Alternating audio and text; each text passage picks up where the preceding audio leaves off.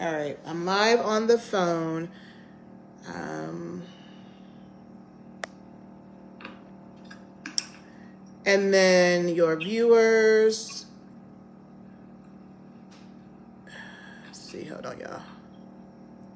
All right. All right. Are you able to, Anja, um, do like you did before, request to Okay, join? so let's see. I just refreshed my page. Oh, yeah, because Keisha couldn't come on. I don't see how you have anything. Okay, there you go. Add Anja. Okay, now let me look for Erin. Am I on? Yeah, you're getting ready to come on. Okay. I'm going to leave the group. Okay. Okay. Me too. Yes. Hold on. Let me look for an invite from me. Let's see here. Okay. Erin. Let's see if we can get you. Erin. Invite. So for some reason you're not popping up. I see where you're live now with guest Anja in the In Love with Love podcast community. Yes, Anja. I see you now. Okay, invite you.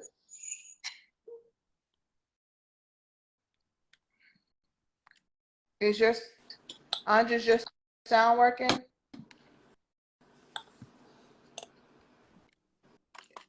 Yeah, you're on.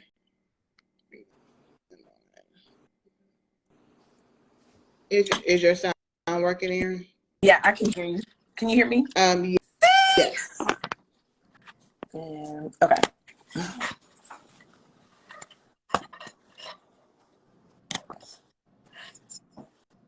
And will we be able to see when people join?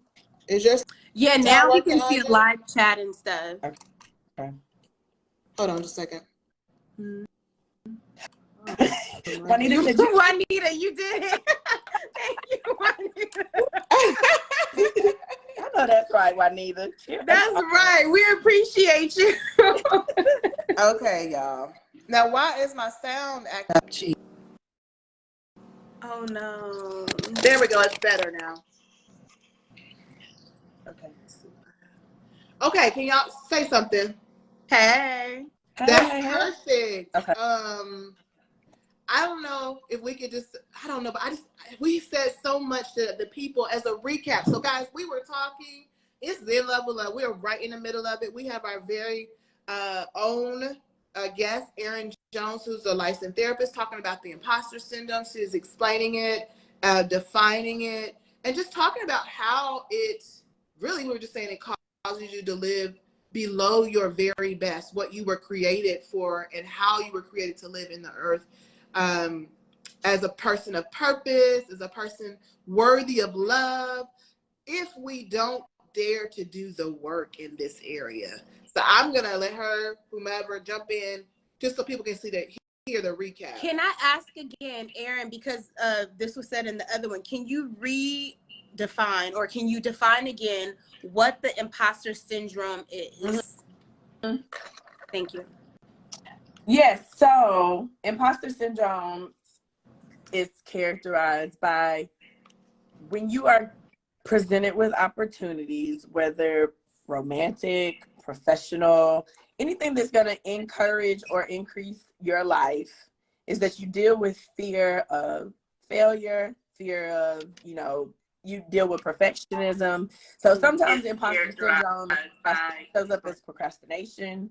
Like you never start because you feel like you don't have what it takes. You don't have it all together, so you never do anything. Instead of just sometimes just, starting. So that's kind of like, that's a portion, of what it is. And we were talking about how this shows up like in romantic relationships and different things like that. It may be a certain caliber of guy, the high quality man discussion that's been going on at within the last couple of years and thinking you don't deserve a certain type of thing. So you go for a certain type of guy, or maybe you don't think you're deserving of the guy who gives you roses or, you know, woos you in the ways that you like to be wooed and courted and all those kinds of things. So you settle for somebody that's like safe, somebody who's maybe emotionally unavailable, you know, all of those kinds of things. So like you were saying, Nicole, when we were talking earlier, you really end up with just less. You don't try for that career. You don't try for that promotion. I don't have, you know, the experience, or I don't have this, and sometimes we have the experience. It's like you remember, or you've maybe heard of when like the baby elephant at the circus is tied to the post, when he's really little. Mm-hmm. So there's a baby elephant. He's tied. It's a circus performer elephant. So the handlers tie him to this post when he's really little, and he pulls and pulls and pulls, and he can never get away.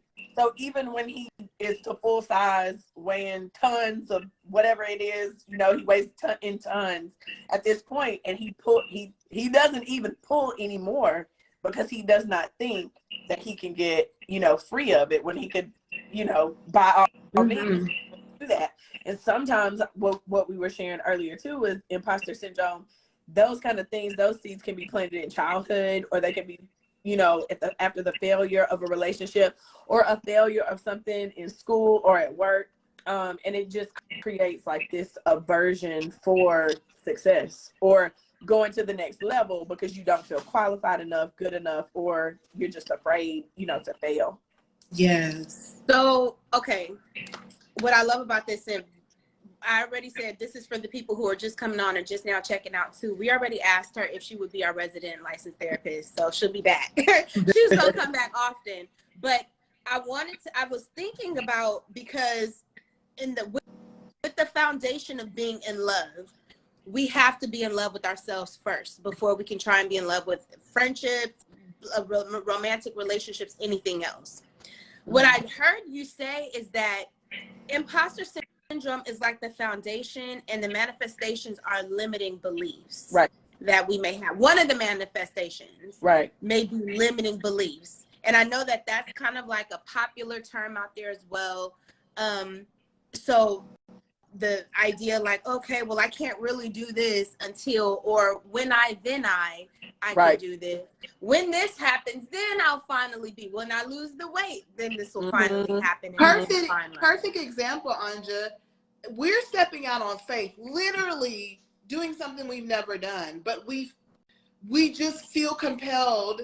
Why not have a podcast? We've never done it. This is so grassroots, but we're desiring to give something more. We're deciding to have something more, to learn something more. That could be scary, but I remember when you were saying, Erin, a part of healing from the imposter syndrome is being able to own the good, the bad, and ugly. I always say that as a part of my ministry, right? Like, I'm fully embracing the good, the bad, and the ugly. So it takes the sting out. It takes the mountain of the fear away so that I don't have a fear of being found out. Guess what? We laughed at ourselves. We don't know what the heck we're doing with this technology. And it's so funny. I was thinking that too. I was like, we like literally are like living this thing out like right here and right now with you, you know, with the technical difficulties. And when I was saying being adaptable to situations and just being like, I don't know. Like, but I'm having fun, and we're having fun enjoying the journey of discovering and figuring out and learning. Okay, this is not my strength, but it's Anja's strength. Okay, this is not Anja's strength, but it's my strength. And the beauty in having one relationship with yourself, which we talked about, is that you're able to own your strengths and weaknesses, and then you're able to then get in relationship with someone who can like be, hey, I can cancel out your weakness, no problem. That's my strength, and vice versa. Yeah. Partnership. Which is what we're all looking for. So we already practicing. So there. So there you have it. One of the things that you had said earlier were the way that imposter syndrome comes up. Yes, when opportunities come into our lives, it manifests itself in a way of self-sabotage. The tapes that we play, once again, the limiting beliefs. I'm not worthy. I don't have what it takes. But realizing and recognizing that self-love governs every relationship that we have in life. Can you expound on that a little bit on this platform this time? For sure, because like if you're extremely, I'm gonna move into the living room because I think I may have a better connection in here.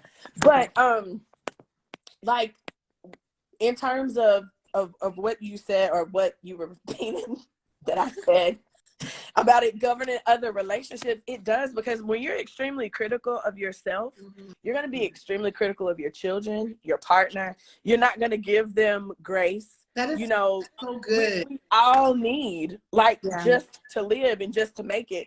I don't know where, other than, I mean, Jesus being perfect or whatever, I don't know where this perfectionism thing actually came from, because none of the people that were mightily used in the Bible were perfect. Yeah. And they had multiple issues, multiple clinical issues, even like some of them, you know, and that kind of thing. I mean, murderous and just all of the things. And so grace and compassion, our relationship with ourselves is directly correlated.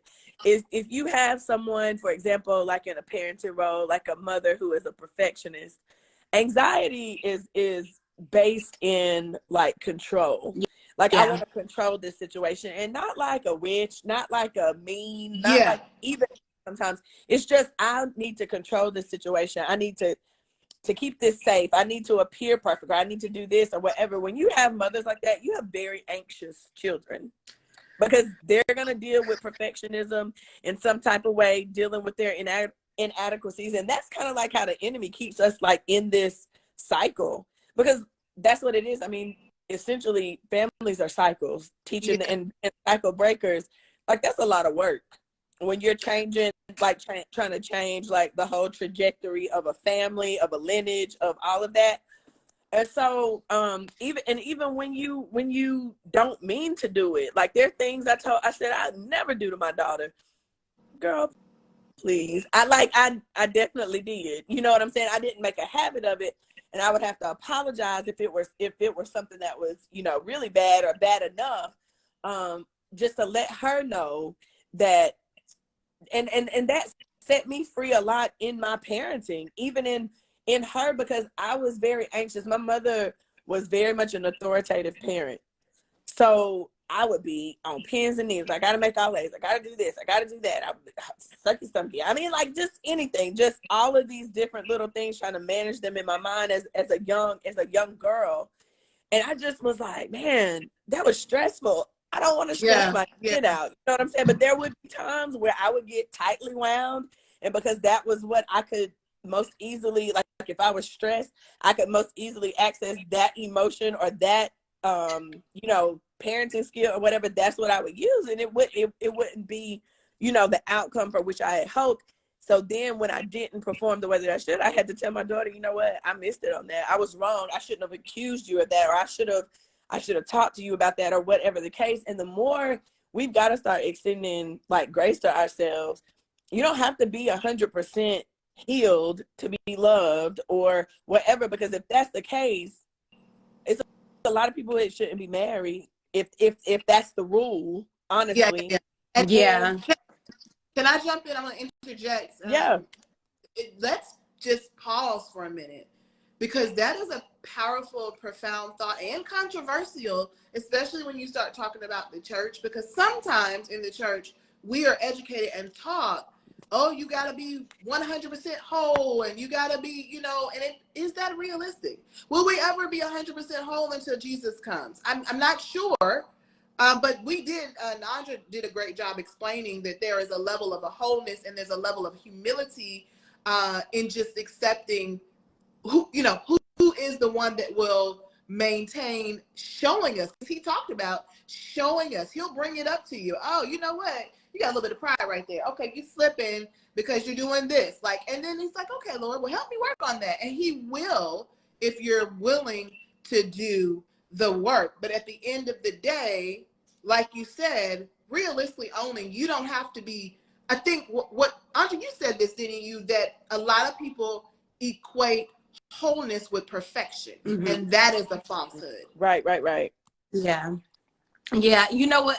As you were talking too, I was so curious. I was like, I wonder if Erin has a foundational scripture that she stood on when coming against the stuff that her mom may have done, so that she didn't do it to her daughter, or that she would recognize when she did it to her daughter. No. My mom was a minister, and she taught me a lot, and she passed away when I was 24. Mm-hmm.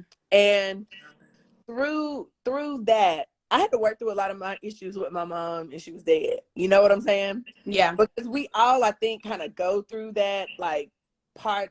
It just seemed like Black daughters and mothers, it's just an interesting dynamic. That's a show too, you know. Yes, yeah, we're gonna have to go there. We are. Oh, sorry. And even like their relationship to their sons versus their daughters, like the whole, you know, how we get raised and they get, you know, all of those things. That's a whole show, ma'am. You have to come back for that. For sure. I'll be more than happy to. But with that, I didn't have like a specific scripture. I was just always very intentional of the fact that I can remember feeling like really alone. Mm-hmm. You know, even though my brother is older than me, but I'm the oldest girl.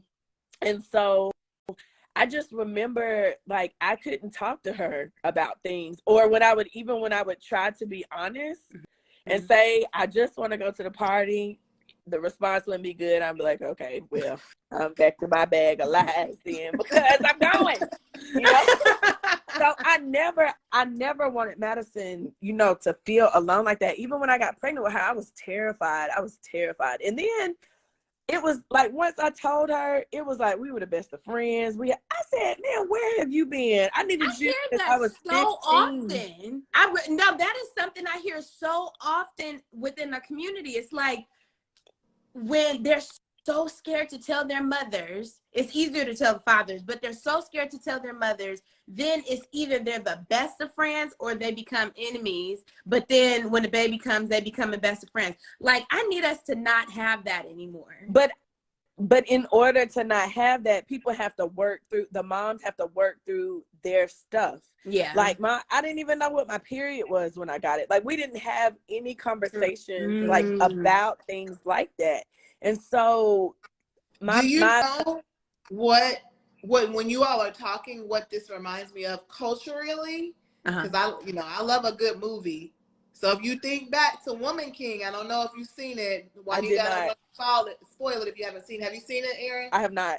Okay, well, I'm not going to give a spoil, but if you get a chance, like there are so many generational threads as it relates to Black women and their mothers. Gotcha. And it was like full circle at some point, this whole culminating the hard shell and the survival mode. And right. They kind of broke down to see the vulnerability. So I don't know if Anja would agree. I'm trying not to give it away. I don't want to give it away. Spoiler alert, but I would absolutely agree. But it's also the same tale in so many other different facets. And the reason why this conversation is so important is because it is exposing the roots, once again, of that imposter syndrome and where that came from. And why we feel like we got to be perfectionism, you know, because you got to be twice as good as the rest of them. You know, we all grew up hearing it. You got to be twice as good as anybody else, and you got to be perfect. And even the way that we just kind of relate in life, period, we can't just go out like this. No, we got to have hair done, nails done, dressed to a T, fit. And even that is based in white supremacy because of the Black codes that said if unkempt Black folk were in town, take them to jail. They can go back to slavery or like whatever the case. So it is culturally, like, it's so many different things that are going on that make us feel like these imposters. And like people, I think everybody deals with it to a certain extent, but I think there's an extra layer. I think there's an extra layer always of something for Black women. Right. Which, when I was researching for the imposter syndrome, a lot of what was on TikTok and just things like that was Black women actually saying they didn't believe in imposter syndrome. And I personally wouldn't go that far because I do see that and believe in it, but they didn't believe in it to the extent that they felt a lot of it was like microaggressions and white supremacy and oppression, which I understand. Like you're saying, it's an added layer, but I don't think you can dismiss some of the foundation. Absolutely. And I definitely, I'm with it. Like I'm doing a lot. Unwillingly, or I didn't try to, but I've been doing a lot of just my own work with racial trauma, with myself, with everything that's going on. And kind of like, I grew up in an area that was predominantly white. I would be like me and maybe another girl, be the only Black girls in honors classes and, different things like that. And then I thought about if Madison didn't have the kindergarten teacher that she had, who was it was a white lady, but she was a really brilliant educator and just saw in Madison. But she has they make the recommendation. But if somebody carries that bias that, about Black girls or Black people or whatever, there's a possibility she never even gets the opportunity, you know what I'm saying? Yeah. Or whatever. And so I'm working through some of that stuff. And then everything that's just been going on has had me kind of like all over, like anxious and just thinking a lot and all of the things. But to go back to the imposter piece, like it's something that I have felt, a lot. And because we think even as a worship leader, even in a lot of different ways, just because wholeness, the idea of perfection, not ever being taught to, like, now there's people saying, oh, we mean mature. We mean that it's a certain maturity. We don't mean, but then you hear line upon line and precept upon precept and all of these things. And I will be honest with you, like for me, the church was a huge source of anxiety for me. Huge. That was kind of loud. Yes. Huge. For somebody, and then in relationships and like what I started to see, it was, we're the salt of the earth and, all of these kind of things. But with all the cliques within church and kind of being almost shamed in ways for not being married, it must be something wrong with her. Or why has she not maybe my life has just taken this different path and I'm going to marry late and, that's just what it is or whatever. And it's none of those, those other things. I was like, because like sometimes I just want to be like, no, you just found somebody like to trauma bond with you like really early in life. And like, that's what it is. And a lot of people, they click up or whatever. And then there are some marriages that are very happy. They've gone through their stuff, or whatever. But I've definitely felt, I've got like an initiative that's coming out like in February. So when y'all called me for this and I saw the name of the podcast, I was like, oh, okay, God, like, what are you doing? I was like, but you're doing whatever you're doing. So like, y'all be on the lookout. But just the idea of, I don't know. And romance in the church is something else. Like, I mean, that it's just. You said romance? Well, and my own and dating and all of the things, like it's just an interesting dynamic. I would agree, because I wanted to say in my own personal journey, can I just share this, my little journal? The journal entry is just I found that a lot of men sometimes in the church, and I think we got this in talking to one of our brothers, sometimes the women as well, it's like the religious what do you say, protocols are binding in the sense that they don't allow people to have a relationship and breathe and literally just be like you're a person outside of shandaya and shout and praise and leading worship and preaching and teaching. Like, we're just people. And how can we just be and coexist? And how can I get to know you and your heartbeat and your dreams and your fears? Like, if we don't, again, because I have noticed that men in the church that are nice looking, maybe, have a lot going on for them educationally, whatever, but they may be struggling with imposter syndrome. It's not just a woman thing, guys. It's men too. Okay. Yeah. In the sense that, and then you compound religion on it, like you're saying. So now I'm ashamed because I quote unquote don't have it all together, or I'm not all whole, which equates to being perfect, and I'm going to be found out. That's the scary part to a lot of people. They think they're going to be found out, that they're really not as religious as they try to portray, whatever that means and whatever that's supposed to look like. You know what I'm saying? Tell the truth and shame the devil.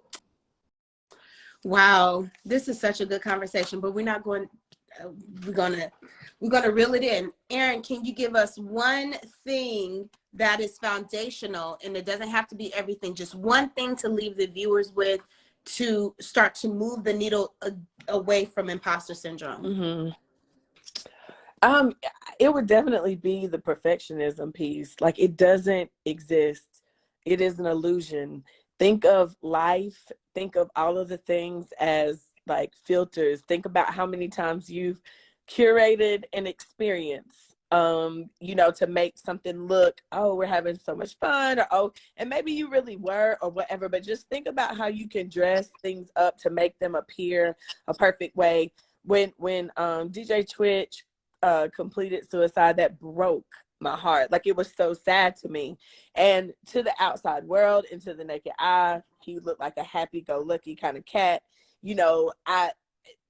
Little family, just precious, they just dance every day, and you know, the whole thing. And so it's like being okay with knowing that the unfiltered version of your life is and it's okay, and it's making you into, that's why you were chosen. If we can ever understand, people are calling on us to do these things because they see something, whether we see it or not, you know. Like, sometimes just being able to go with the flow and just understand I'm not perfect, but somebody feeling something, like, you know, or I'm presenting something that seems to be valuable. So even sometimes when you're having to push past that resistance in yourself that says I'm enough, just keep pushing, keep going, because eventually it's going to get more and more comfortable to you. So that's what I would say. It's just somebody sees something, so just keep going. Thank you so much for that. As we close, because I know Anja she drives a bus, baby. If ain't nobody drive a bus, Anja can drive a bus. I appreciate this. But I do need to interject this, because I met you years ago through a mutual friend. And I was just wondering, as we're closing, is there anything that short maybe you'd be willing to sing to encourage the people? Because she is a singing somebody. Beautiful. I'm trying to think of something. No, it's okay. I caught you off guard, but no worries. I'm gonna log off. As you keep your head to the sky, you can win. As long as you keep your head to the sky, be optimistic. Hey, that was my mama's jam too. oh no. Excuse me, ma'am. I was listening to that literally all last week. Oh my goodness! All last week. That is so wild. I love that song though. Thank you. The intro is is the jam to me. Yes. Yes. Oh my gosh. But y'all, thank y'all again for inviting me and having me be a part. I can't wait to do it again. You know, just we'll get our schedules you know, together, and we'll make it happen. And because I want to get the word out as much as I can about not just imposter syndrome, but like doing intentional work on ourselves. And, you know, if we need to go to therapy, go and invest. just so you can be better and you can bring forth and show forth the purpose, you know, that God has for your life. So that's the gospel I'm spreading in these days. And she's sticking with it. Absolutely. So thank you all so much for tuning in to In Love with Love. Conversation will continue in the chat. Make sure you guys check out the episode. I think we'll put up some notes from it, and keep tuning back, because it's just going to get better and better and better and better. All right. Thank you guys. Until then, next time, stay in love with love. With love. Bye.